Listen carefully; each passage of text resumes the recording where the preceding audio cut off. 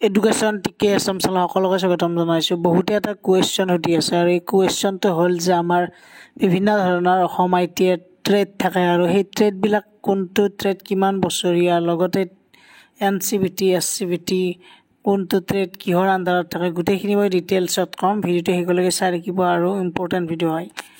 ইয়াৰে আমি প্ৰথম ইয়াতে দেখিছে আপোনালোকৰ যে course entry qualification and duration, কোনটো কোৰ্চ কিমান বছৰীয়া আৰু কি কোৱালিফিকেশ্যন লাগে। প্ৰথম কথা, আমাৰ ষ্টেন'গ্ৰাফাৰৰ পোষ্টটো আমাৰ ইয়াতে 1 ইয়াৰৰ হয় আৰু মেট্ৰিক পাছ কৰিলে হৈ যায়। আৰু বাকী আপোনালোকৰ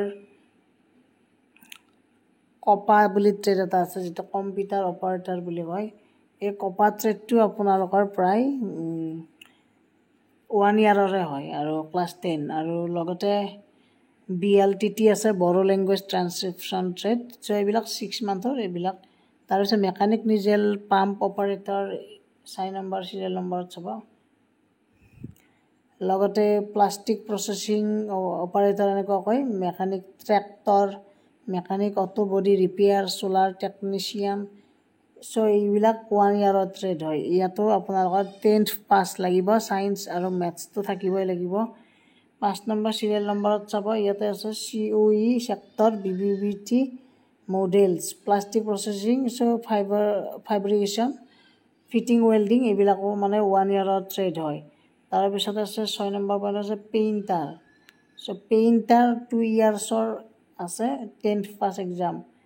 তাৰপিছতে মেকানিক এগ্ৰিকালচাৰ 2 ইয়াৰ্ছ, এইটো বহুত ইম্পৰ্টেণ্ট ট্ৰেড হয়। মেকানিক এগ্ৰিকালচাৰেল মেচিনাৰী আজিকালি বহুত গুৰুত্ব দিয়া হৈছে, যিহেতু এগ্ৰিকালচাৰৰ লগত জড়িত ইমানবোৰ ট্ৰেড আছে।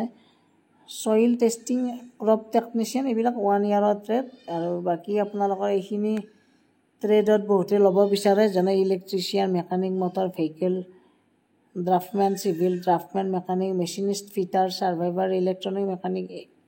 চ' এইখিনি আপোনালোকে চাব পাৰে। এইখিনি 2 ইয়াৰ্ছৰ ট্ৰেড হয় আৰু ইয়াতে মেট্ৰিক পাছ কৰিব লাগিব। ৱেৰমেনটো 2 ইয়াৰ্ছ, 8 পাছ কৰিলে হৈ যাব, 8 পাছ কৰিলে হৈ যাব ৱেৰমেনটো।